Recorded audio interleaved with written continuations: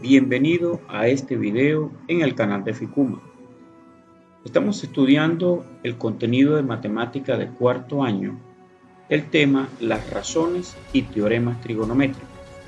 En el video anterior hemos estudiado o desarrollado la teoría que concierne a las razones trigonométricas. En este video en particular nos vamos a ocupar de los teoremas trigonométricos. Debemos tener presente que las razones trigonométricas se aplican siempre que el triángulo sea rectángulo, lo cual lo podemos saber de una de las formas siguientes. Si se nos indican en el enunciado del ejercicio o problema que ese triángulo es rectángulo, o que en el mismo se estudie la altura de algo. Si estamos estudiando un problema donde se refiere a la altura, entonces podemos considerar que el triángulo que vamos a dibujar es un triángulo rectángulo. 2. Si se nos presenta el triángulo con un recuadro que indica el ángulo recto. En esta figura que estamos viendo, en este triángulo, es un triángulo rectángulo. ¿Por qué? Porque se nos indica que este ángulo, que tiene la forma del cuadrito, es un ángulo recto que mide 90 grados. Y en el tercer caso es que estemos hablando, se aplica el teorema de Pitágoras usando las medidas de los lados. Si en una figura como esta no se nos indica el cuadrito, sino que se nos dan las medidas de los lados del triángulo, entonces aplicando el teorema de Pitágoras podemos determinar si ese triángulo es rectángulo o no. Bien. Cuando se trata de un triángulo, cuando no se trata de triángulo rectángulo, entonces existen dos casos. Que el triángulo sea acutángulo, donde los ángulos miden menos de 90, así como este triángulo que estamos mostrando acá. O un triángulo obtusángulo, que posee un ángulo obtuso o mayor de 90 grados.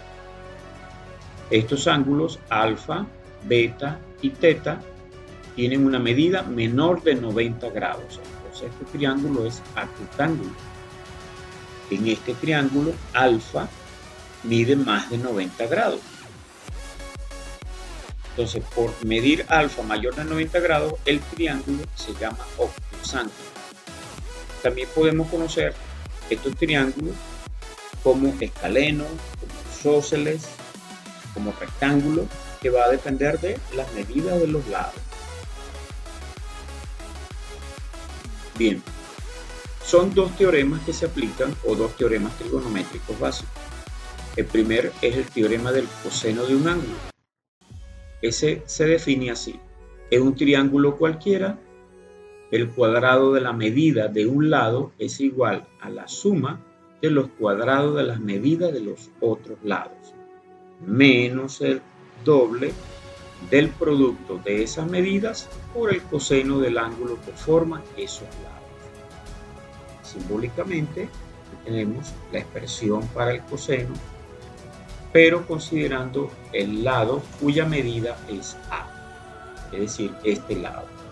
El cuadrado de esta medida es el cuadrado de este más el cuadrado de este menos 2 multiplicado por B por C por el coseno del ángulo que forman ellos.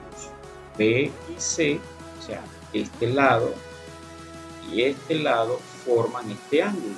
Entonces es el coseno de este ángulo. Coseno de A.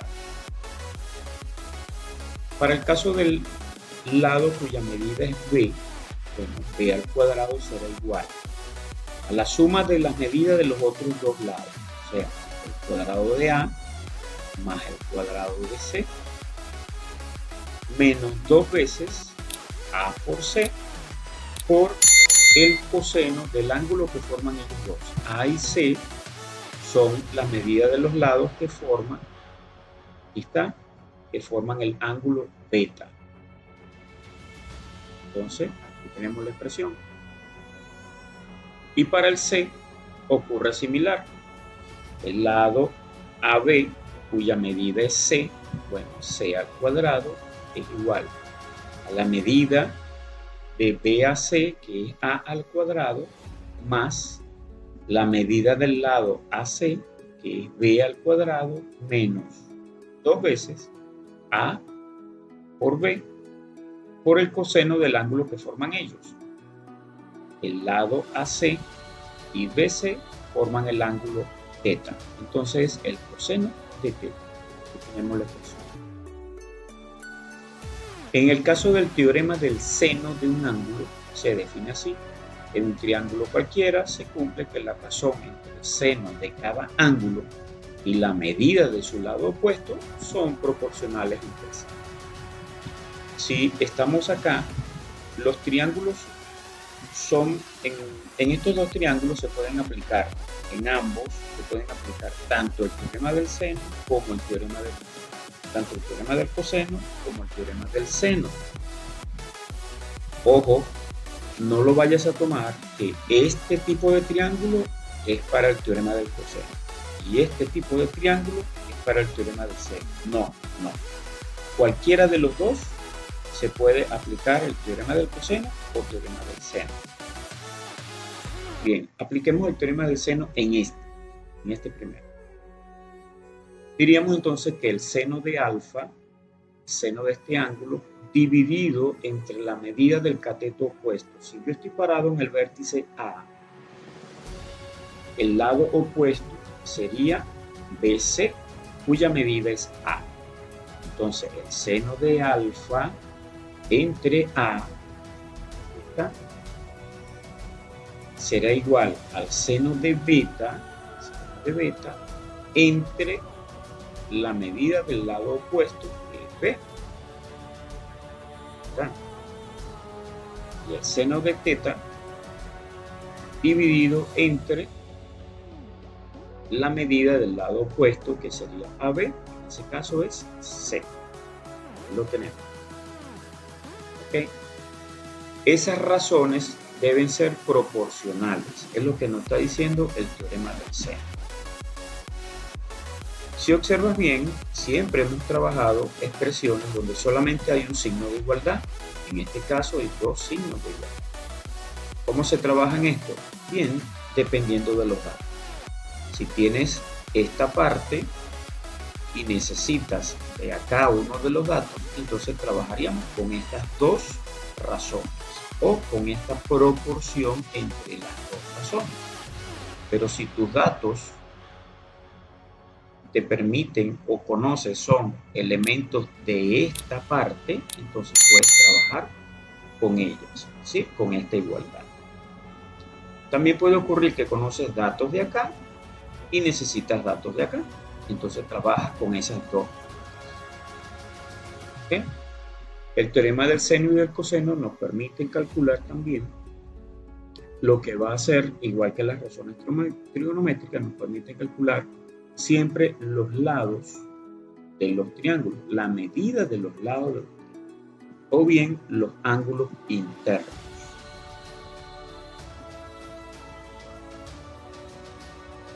Ahora, también nos pueden servir para calcular la longitud de los lados, ya lo dije, o calcular uno de los ángulos. Y hay situaciones donde nos vamos a permitir calcular el perímetro de una región triangular. ¿Qué es el perímetro? El perímetro viene a ser la suma de las medidas de los lados. Suponiendo que esto es un terreno cualquiera, un área, una superficie, y nosotros necesitamos calcular cuánto es todo este perímetro. Eso aplica para triángulos obtusángulos, para triángulos acutángulos. El perímetro es la suma de los lados externos, o bien para triángulos rectángulos. La suma de las medidas de los lados externos es el perímetro. Y esa es una aplicación del estudio de razones trigonométricas. También pueden haber situaciones donde vamos a calcular el área de una región poligonal. Esa región poligonal necesariamente no tiene que ser un triángulo, pero sí la podríamos dividir en triángulos, como es esta figura. En esta figura es una región poligonal. y es mucho más parecido a las formas que tienen los terrenos donde están construidas las edificaciones, como nuestras casas, el liceo, el colegio, la escuela, ¿okay? El parque de la comunidad, la plaza de la comunidad generalmente es cuadrada, pero el terreno de la comunidad puede ser que tenga una forma similar a ella. Es una forma poligonal. Entonces, simplemente, si queremos estudiar el área de esa región poligonal, dividimos dicha región, la dividimos en triángulos. Y aplicando teorema del seno y teorema del coseno, podemos calcular cuál es el área de cada uno de los triángulos o los lados de cada uno de los triángulos, y finalmente sumamos las áreas y eso nos va a dar el área total. O si sumamos los lados, vamos a conocer cuál es el perímetro de toda la región. Bien, he dicho que el perímetro es la suma de la medida de los lados, pero el área, ¿qué es? El área sería, por ejemplo, la medida